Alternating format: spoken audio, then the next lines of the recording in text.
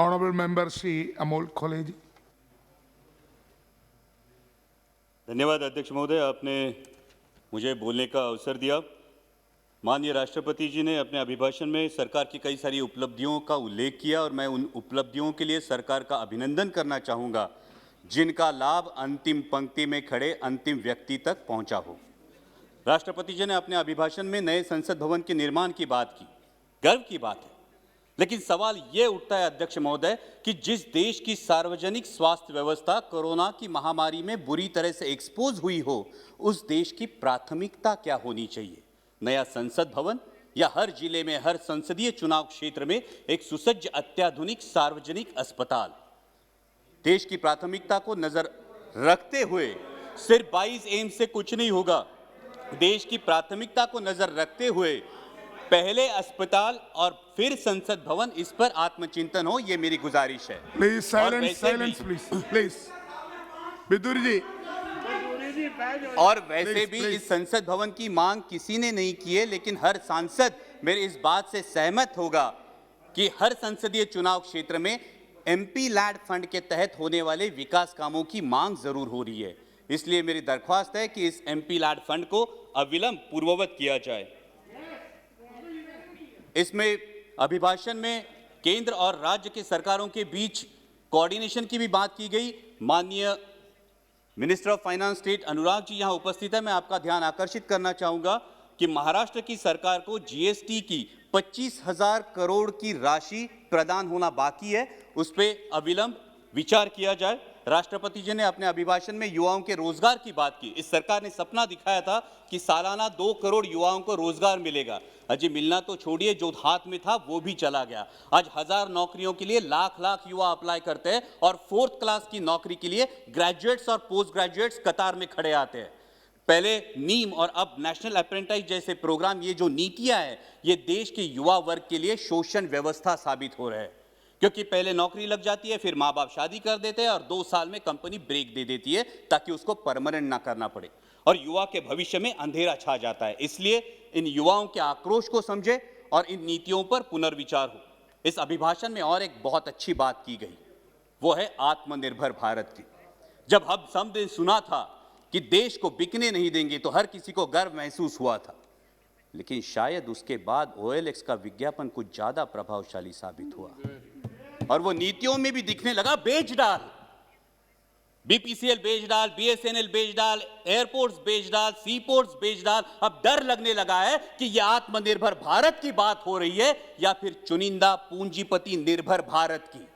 मैं सचेत करना चाहूंगा कि इस प्रकार से मुक्त अर्थव्यवस्था के आड़े में अगर हम क्रूनी कैपिटलिज्म को बढ़ावा देकर देश के संसाधन चुनिंदा पूंजीपतियों के हाथ में सौंप दे तो देश की आने वाली पीढ़ियां हमें कभी माफ नहीं करेंगी।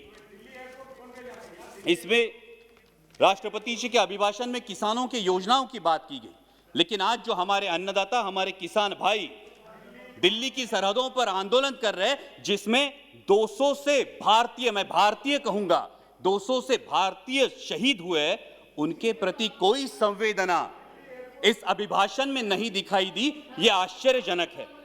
गणतंत्र दिवस पर जो घटना घटी उसकी आलोचना अभिभाषण में हुई। हिंसा का कोई समर्थन नहीं हो सकता, ना ही होना चाहिए, लेकिन उसके उपलक्ष्य में, sir please let me continue, हिंसा का कोई समर्थन नहीं हो सकता, ना ही होना चाहिए, लेकिन उसके उपलक्ष्य में इस किसान आंदोलन को बदनाम करने की जो साजिश रची गई वो निंदनीय है। पहले बताया गया कि सिर्फ पंजाब के किसान हैं, फिर बताया गया कि ये तो आड़तीय है, फिर बताया गया कि ये खालिस्तानी है। Please sit down. Vidur ji, honourable member Vidur ji, बैठिए बैठिए। Vidur ji please take your seat. Vidur ji, honourable member please take your seat. So please bring house in order. Why you are angry? Sir अगर You sit down there. Sir अगर ऐसे बोलेंगे, कल इनके नेता भी बोलेंगे, तब हम बीच में चलाएंगे, फिर अच्छा होगा सर। No, why? ये जानबूझ के है।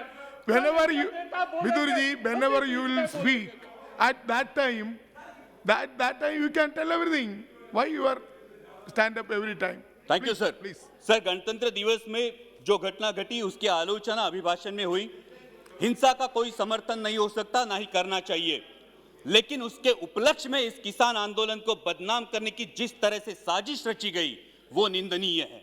पहले बताया गया ये तो सिर्फ पंजाब के किसान है, फिर बोला गया कि ये तो आड़ती है, फिर बोला गया ये खालिस्तानी है, और फिर तथाकथित आईटी सेल ने और मीडिया के कुछ नुमाइंदों ने उन्हें देशद्रोही करार दे दिया।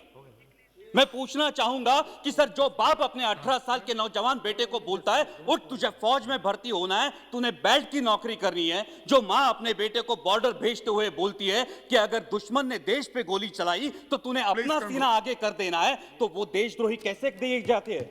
सर, आज बेटा सियाचिन में -डिग्री सेल्सियस में देश की रक्षा कर रहा है और उसका 70 साल का बूढ़ा बाप दिल्ली की सरहदों पर अपने हक के लिए कड़ाके की सर्दी में आंदोलन कर रहा है, तो किस मुंह से बोलेंगे जय जवान जय किसान?